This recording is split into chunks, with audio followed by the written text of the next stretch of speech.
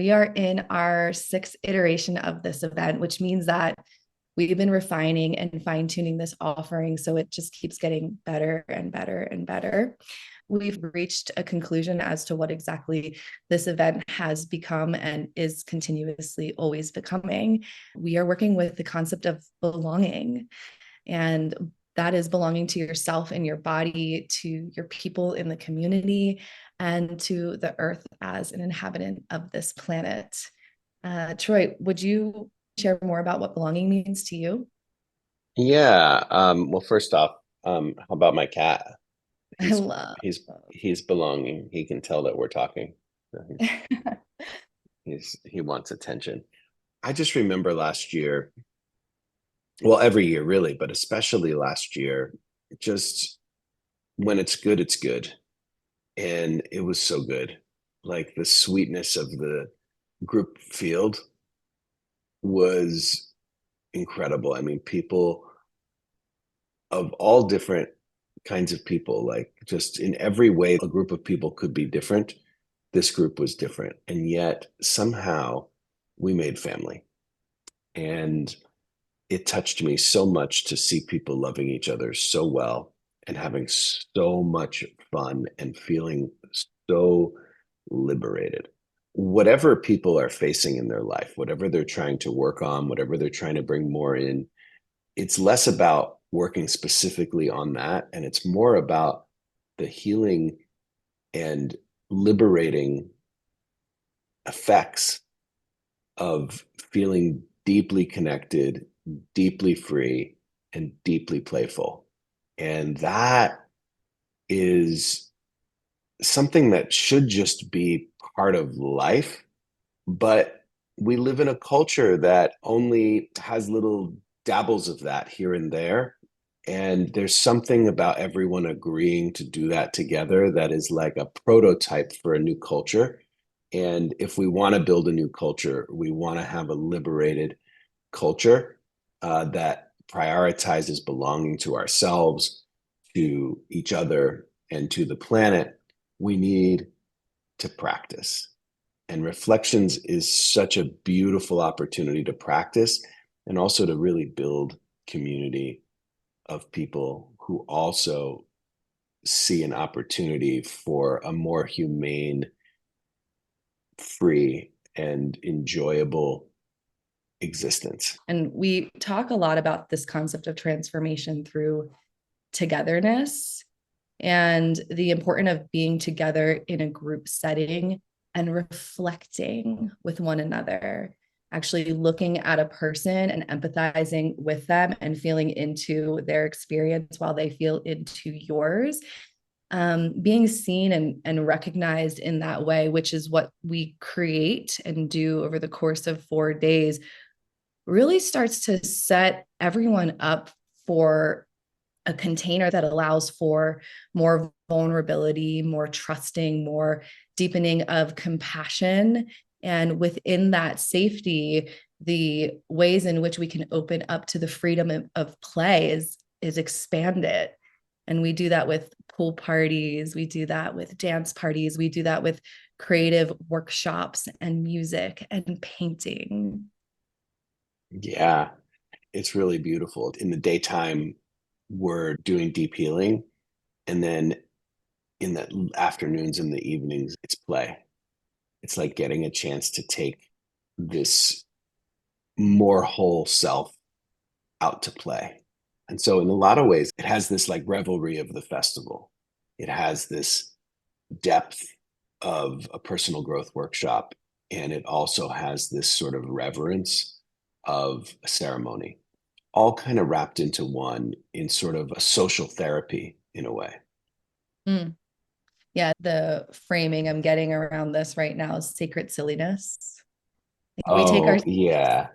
very seriously and not simultaneously. Oh, it's so great. A lot of people describe it as like adult summer camp. It's really got that vibe to it. Yeah, I feel like the silliness is where it's at. If there's ever been evidence of growth, it's our capacity to be silly. Laughter really is a strong and powerful medicine. What is your Yeah. funniest memory? If you can think about a Yeah. good that you've had at Reflections? Who were you with and what was it around? Mm. Oh, well, I mean, this was from a bunch of years ago, but the piano sing-alongs.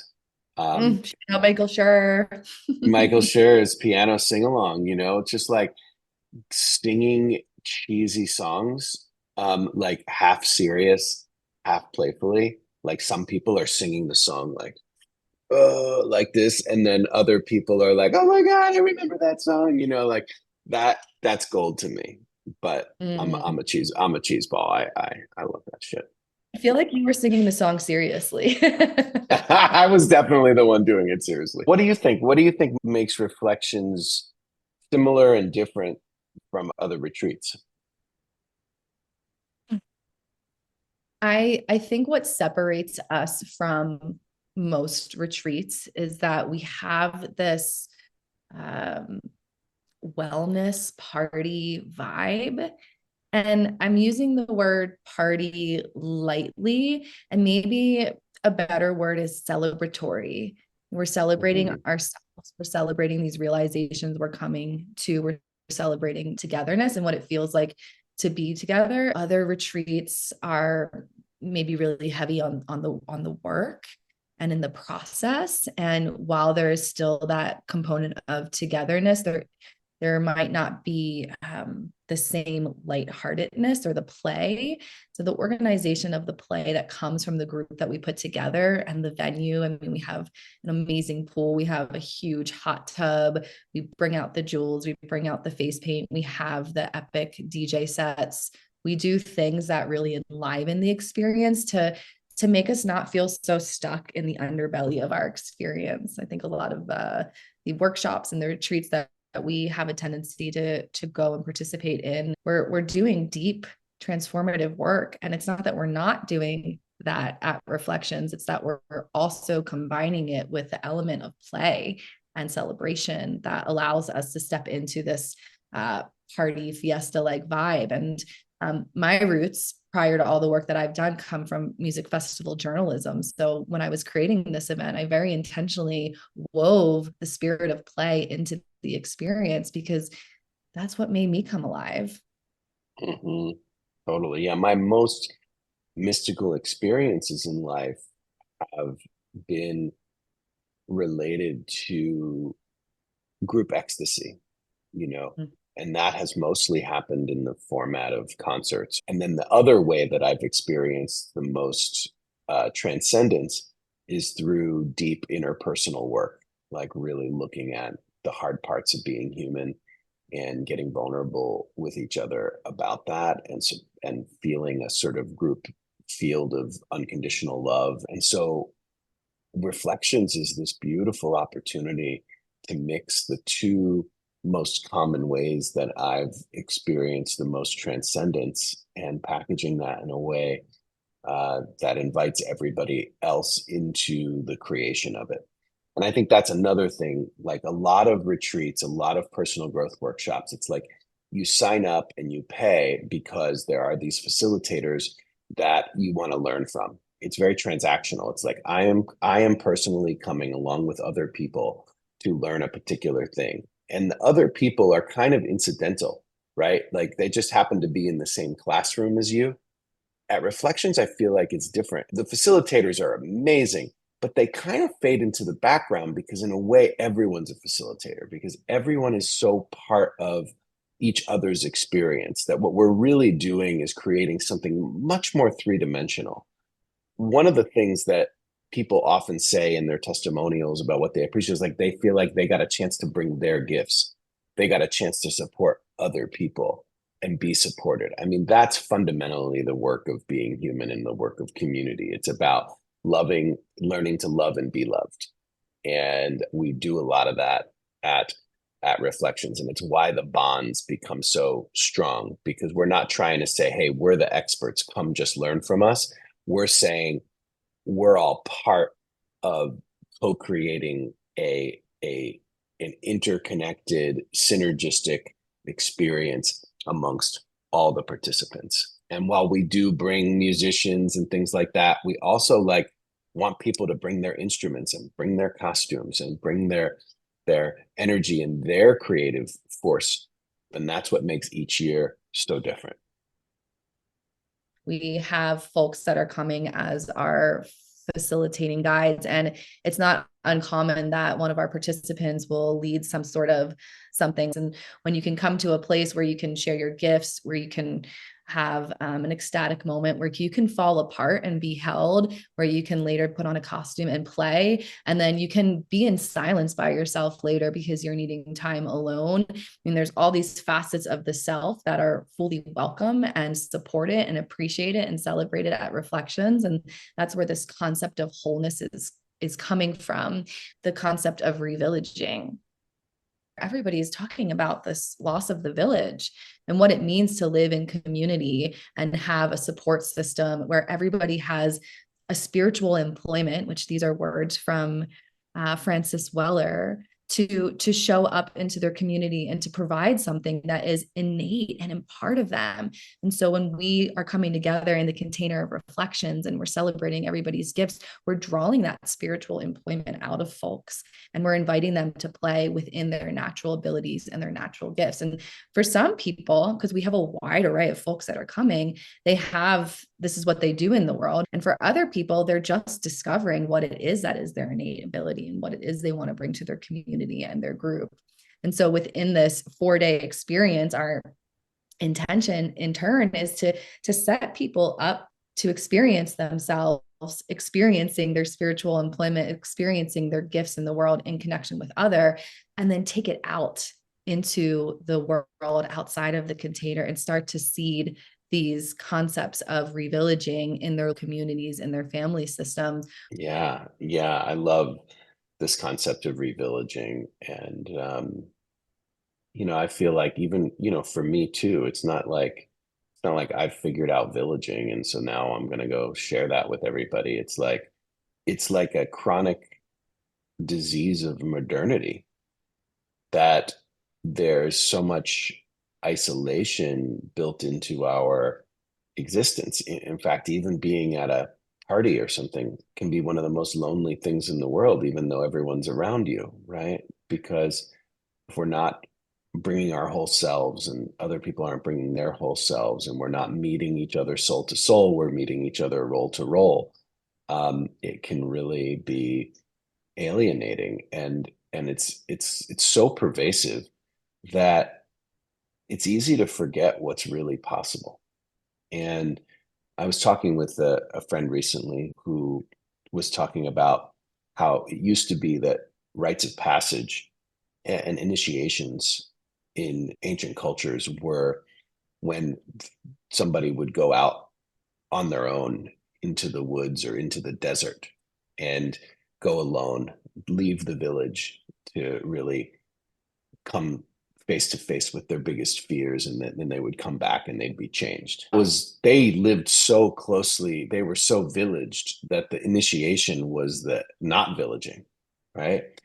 But I think that in our current world, it's really the opposite. The initiation is going from being isolated to being deep in community.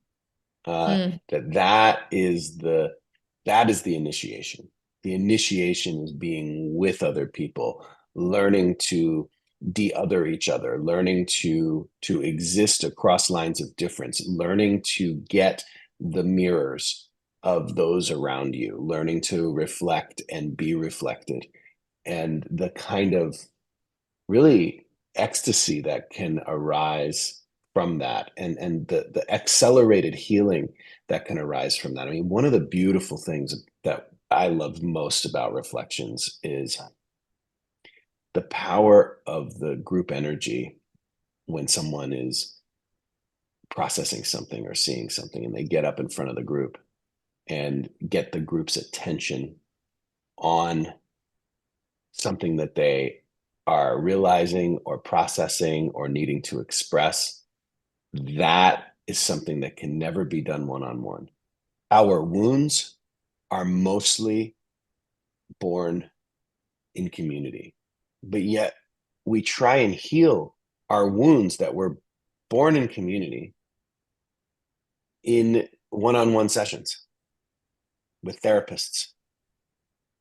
I think that if our wounds are mostly born in community, then we need to heal them in community as well. I mean, granted, look, I mean, Jess, it's 4 days, right? We're not going to solve all the world's problems in 4 days.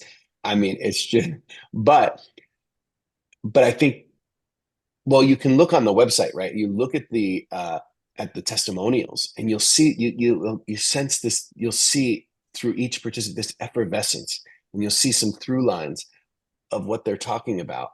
And it is hard to put our finger on, but so many of our people come back every year because there's some kind of nectar here that is deeply fulfilling. And it's not that you and I offer that nectar, it's that I think we're really good at helping the group nectar feel safe enough to come out and nurture each other. Yeah, it's really beautiful. We are utilizing the group as a tool to facilitate our transformation, which is something that we do independently. But when we do it in a group setting, we can access more points within ourselves that we might not ordinarily be able to access in a one-on-one setting. We are setting up a container that is inviting everybody home to themselves as we walk each other home, all of us. And what's one thing that's so beautiful is just seeing how the chat groups from both the last 2 years, like they're still going. Like when people are having big things happening in their life, they're posting them and people are supporting them, and incredible connections. So there's like this base of support that really supports people in whatever their next phase of their hero's journey is. You've got a team now kind of cheering you on through that next phase. And I think for many people, their friend group is great. But one of the challenges with friends is that they know us as we've been, and it can take a lot to overcome a lot of inertia for people to see us in the ways that we're becoming. And it's so hard to be ourself by ourselves when we're changing and we're growing.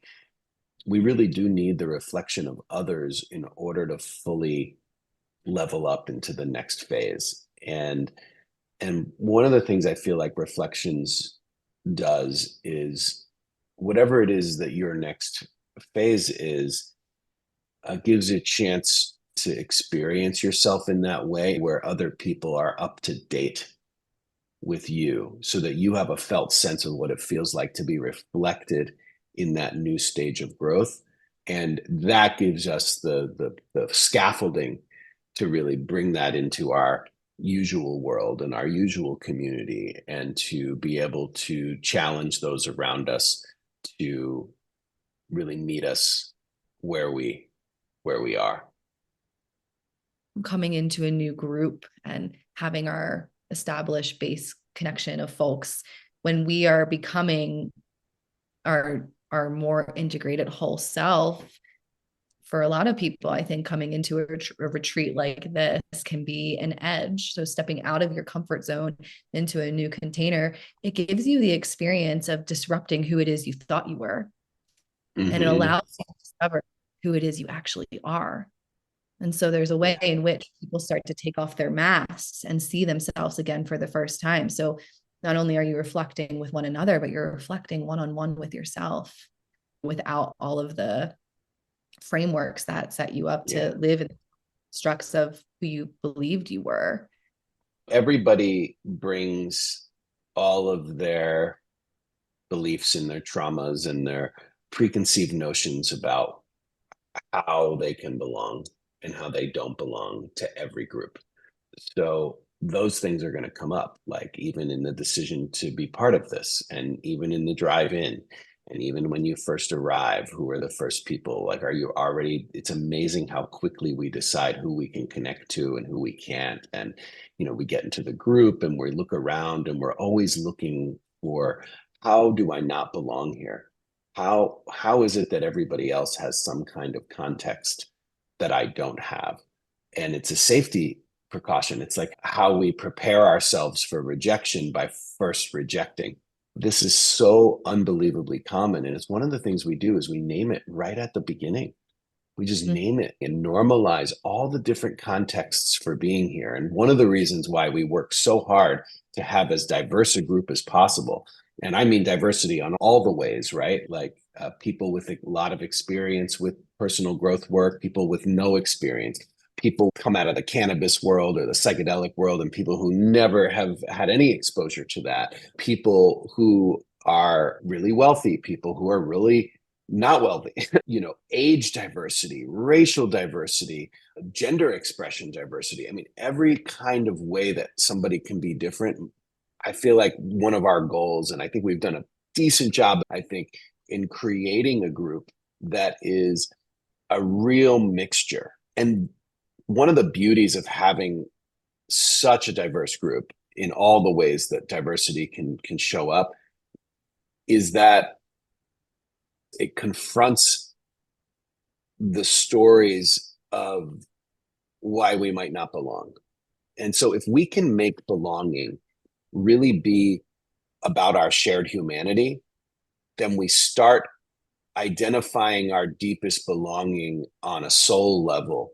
People start to really connect soul to soul instead of roll to roll as we start to peel those layers back and people start to really see the kind of cosmic beings that happen to be in whatever bodies with whatever personalities people have. What I have found personally, and actually in the 5 years of producing this event, last year was the first year that I actually got to experience it from more so from a participant Yeah. angle. Every other year, I'd been primarily on the production side of it and running the organization of it, and I saw what was happening. I knew what was going on, but I didn't really get to dip my toes in the same way that everybody else was experiencing it. And usually on the other end, I was feeling quite tired and worn out from the heavy lift of making it happen, making the dream happen, because it's a dream to be able to do this work and produce it in this way. But last year I got to experience it in full effect as a participant, and my heart was blasted wide open for months after, and I was going through a lot. It was a really heavy summer for me, and to be able to go to reflections and receive the medicine of reflections and feel as strong and healthy and capable of getting on and going through life and its circumstances as it was unfolding for me after that retreat. I mean, it was a really profound afterglow experience. And that's when I really knew what we were doing, what we had here was, it wasn't just a four-day thing. I mean, it's got that ripple effect, long lasting impression that will carry you for months, years, time on end after the initial experience, because it's that big and that transformational for folks. In fact, Mm. we have people that have come together and started working together in a business capacity.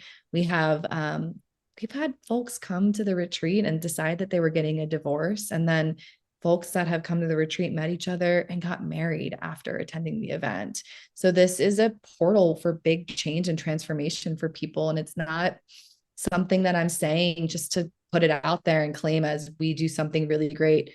We do something really great, and it's really helpful for people, and it's very helpful for us as producers of this event, and such an honor to be able to cultivate this space for you all. Yay. Yeah. Yeah. Oh, that's so good to hear that you really got a chance to you really got it last year. And it's really cool. And for me, I host a lot of things. But Reflections is really special because unlike the parties and the festivals and the one-on-one work I do, the Reflections is really the perfect medium for both my gifts and also the what I think we most need in the world. Um, because there's kind of a single track. And even though everybody gets to decide what they do at any moment, there's no like expectation that everybody does everything. There's some way that having the group move through the whole experience together, because we're 50, 60 people, everyone actually gets to know everybody over the 4 days. Like there's no strangers. By the time we leave, there's not a single stranger. And there's something deeply calming to the nervous system deeply resonant, deeply core. If you think about how we started as humans, we were in groups of 150 people, and that we knew, and so there's something really beautiful about that. Because I think in our current culture, we prioritize like our best friends and our romantic partners, and then the gap between that and whatever the next thing is so big. And I think there's this real incredible value in this space in between. There's this great bell hooks quote that I just love, where she says that we've been sold this idea that romantic partnership is the highest and most important relationship in our lives. And she says, but we all know that it's really community. And if you think about it, it's like community gives us resilience. If we think of our primary relationship being community, all of a sudden there's no single point of failure. They can't sell us everything and sell us on how bad things are when we have so much support. But if we think about our primary relationship as our romantic partnership, well, that's conditional. Like, that person can leave and then leave us without what we really need.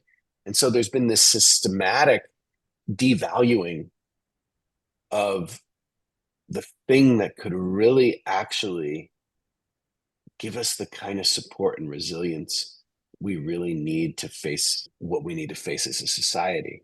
And it's our ability to build community. It's our ability to be therapeutically valuable to each other in our vulnerability. It's our ability to celebrate together. Those things are the skills we really need to make it through this challenging time. And this is what we're working on together at Reflections. I can't help but take myself back to the classroom setting. I'm currently in a groups processing class for my master's in counseling. And, some research will suggest that in order to heal insecure attachment, which is anxiety or anxious attachment, avoidant attachment, or it can be disorganized attachment, we have these insecure attachment patterns that are formulated when we're children. And they come up again when we are in deep relationship with an intimate partner. And my professor, I love her. She's amazing. She teaches comedy, improv, and does play therapy with children. She is strongly of the belief system that we can heal our attachment in a group setting. And so the group container can actually provide the context to help us work through these uncomfortable, anxious, avoidant patterns that we established as infants and children in relation to our primary caregivers, to support how we relate in romantic partnerships, to support how we relate in deep and meaningful relationships that aren't romantic in a more securely attached way. And I think that secure attachment starts with our relationship with ourself and how we relate to self, and then how we relate to others. And because of the way in which we set up the container of reflections, we provide so many opportunities for individuals to get in touch with these aspects of ourselves that are feeling these insecure sensations that are perpetuated in these deep and meaningful relationships. And then we get to practice it for 4 days. We get to practice restructuring our insecure wounding patterns and moving more towards self-regulation and secure attachment, that in turn is going to trickle out to stronger community, stronger relationships. And so I love that we are doing this individual work via the power of the group container. Do you want to share a memory from the last Reflections that like take me there? Yeah, one of the most powerful moments for me at Reflections was actually, so many things happened at that event. It was a really difficult time. There was quite a bit of loss and grief happening in my life, and showing up and having to be on was difficult. And it's a good thing I was in the container of Reflections, because it was the perfect place to be uncomfortable in and still be experiencing love and support and compassion and care. So that was big medicine for me in and of itself. But I think it was Friday night. Creature was playing, and I was dancing and spraying rose water as I do on everybody on the dance floor. And a friend, Starry, a new friend, came up to me and she said, can you come sit down? Like, you look like you need to be held.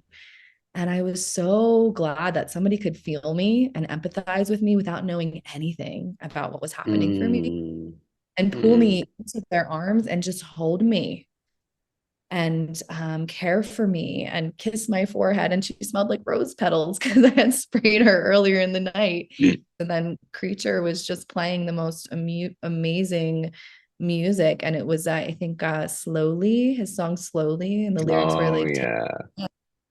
and I was processing something so huge. It was so heavy. And I really needed to take my time with it. And the lyrics to the song were perfectly accompanying my process while I was being held by a beautiful woman. And somebody saw me without me, Mm, and they took me under their wing and they cared for me. And then, and then somehow after Creecor was finished playing, I was surrounded by folks and acoustic 90s jams started happening. hmm. You know me, you know I love the 90s. So it was just the most magical thing to unfold. My most memorable, like, sort of vision and moment of last year was, Amelia and I had developed a whole thing. We were going to do this thing called The One Who Knows. We're going to lead people into a space of being able to connect to their intuition. And then we were going to play this, like, quote unquote guru game, right? Where somebody sits up in front of the group and the rest of the group really um, embodies the idea that everything that drips from this person's mouth is like pure, unadulterated truth that's going to set them free.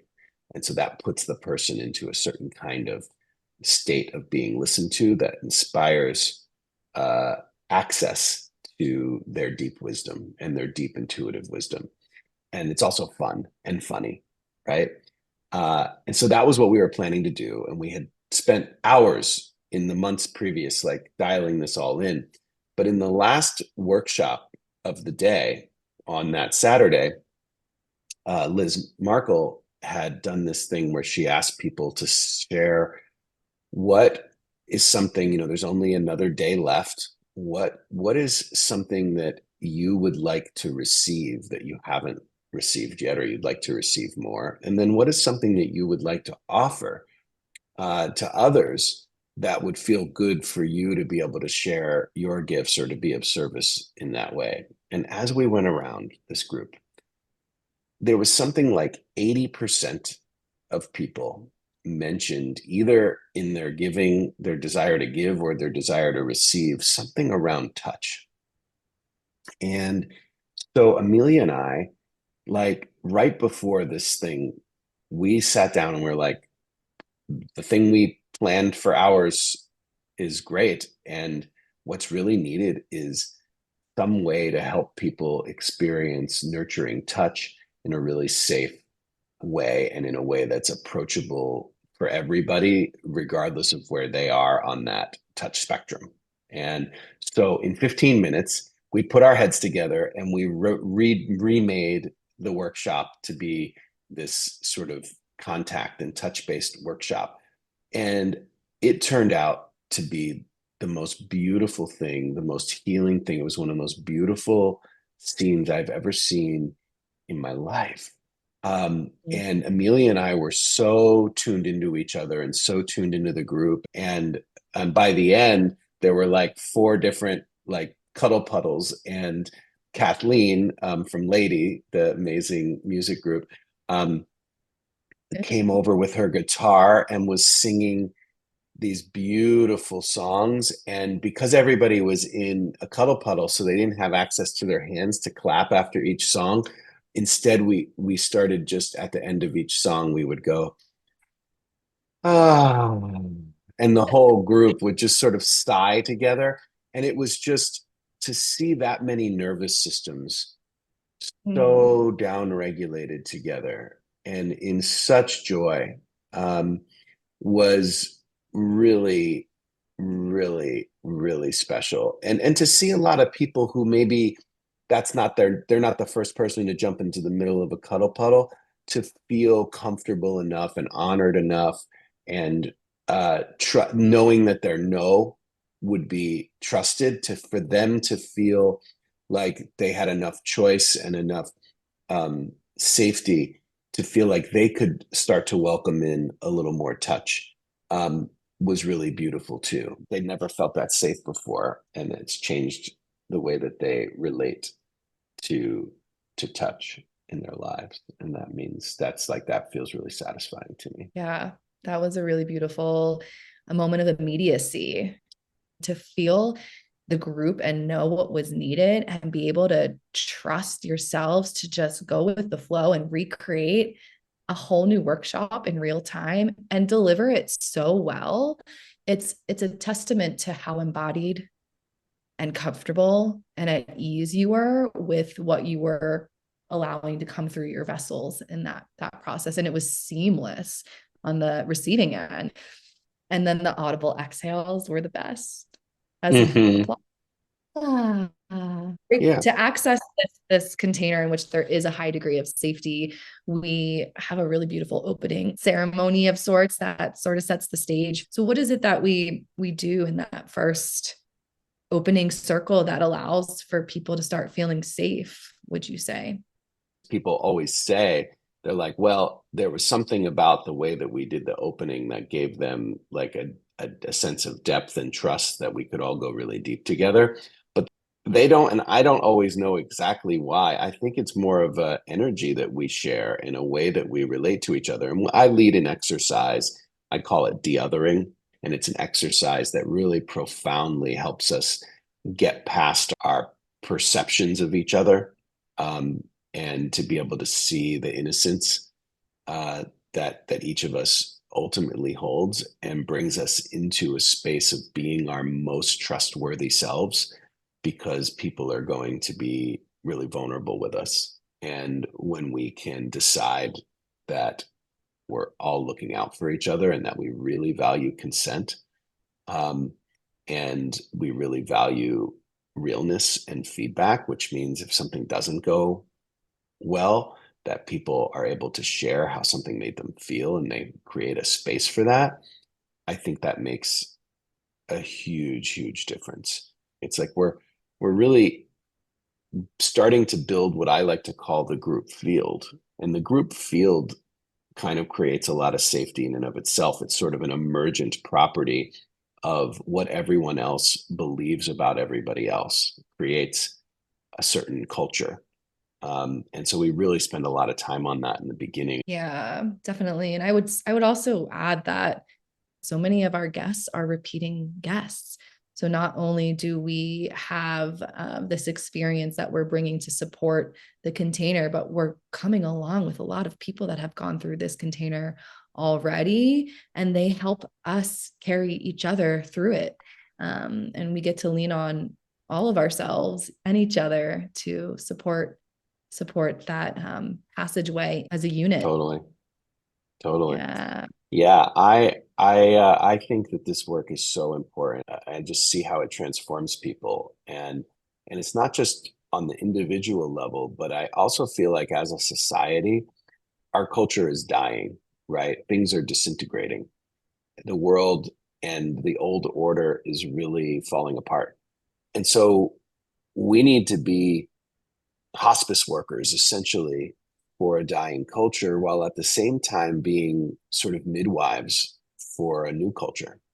And I think so many people are noticing the old things that they would lean on start to disintegrate, and seeing the glimpses of what could be, and a new way of orienting to the world, a way of orienting to the world that values vulnerability, that values embodiment, that values play, that values realness and a certain universal love. Um, and we can't do that on our own. We have to do that in a group.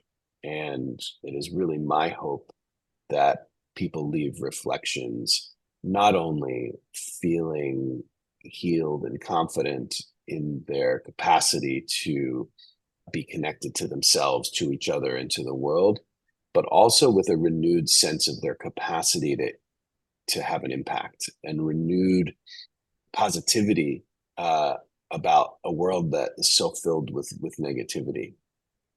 And also, if none of all of that high-minded stuff happens, I hope we just have a really good time. Like, I think there's some people that come and maybe they're not getting that, but they just have a blast.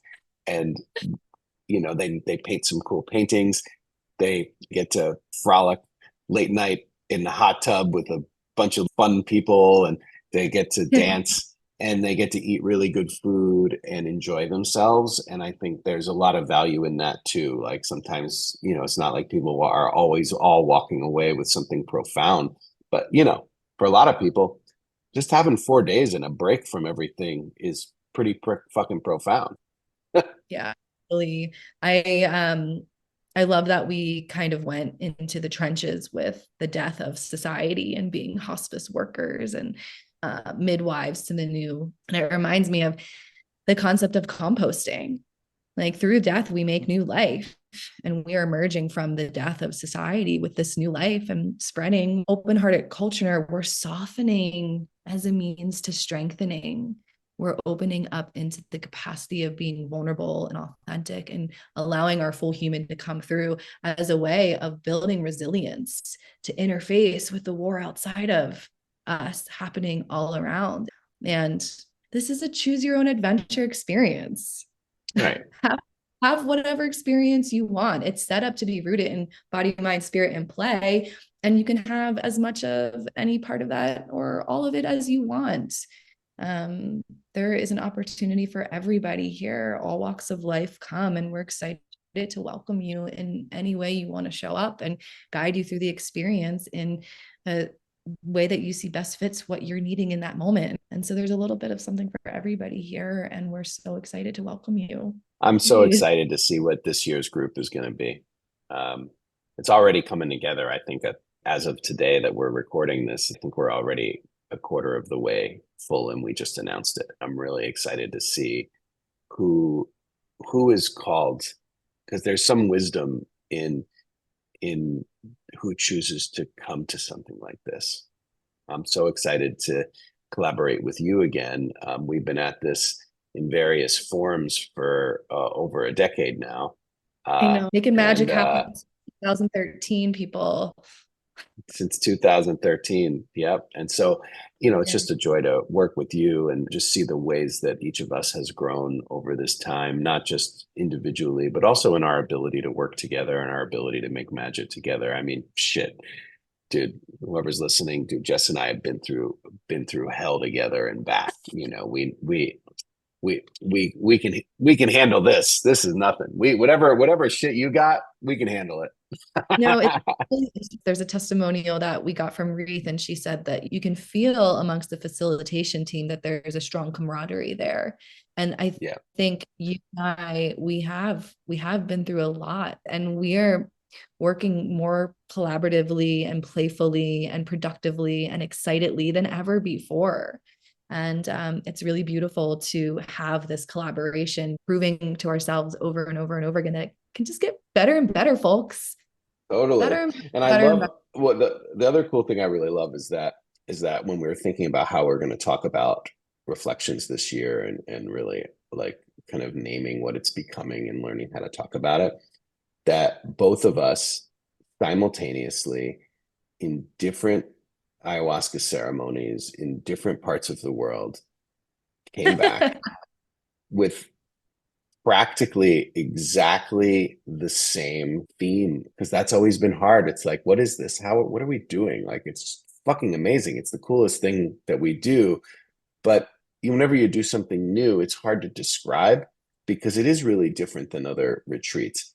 And the fact that we both landed on this idea of revillaging and belonging as sort of the core is just so like synchronistic and magical and miraculous. It's just grown and shifted based on the ways that each of us has changed and grown and shifted as well. So we're pulling different people from different walks of life. And, I'm as much of a participant and you're as much of a participant as we are, facilitators. We create the things we most need. And I most Yeah, need totally. This is, reflections. I actually had a medicine ceremony last year, and I realized that everything I've done has all been a product to serve my own suffering. Yeah. And this concept of belonging is, I really struggled to feel like I belonged on this earth and Hmm. to community. And to be able to experience reflections as a participant last year, it really expedited the process of learning how to feel like I actually do belong. Not feeling like cognitively knowing it, but the embodied sense of, oh, I belong to myself and my body. I belong to these beautiful people in this amazing community. And I am a steward of this earth here on this beautiful planet of ours. And so, yeah, it is the medicine I was trying to serve to myself. And it is coming from a real need. It's coming from a hunger to belong with everything and everyone here on this earth. So Hmm. it Oh, works. It works. totally. Yeah, Well, this has been great. I'm excited to slice this up and see what we can. I think we got some good stuff in here. totally. We've got a lot of stuff. Have fun with all of that chopping and cutting and Yeah. slicing.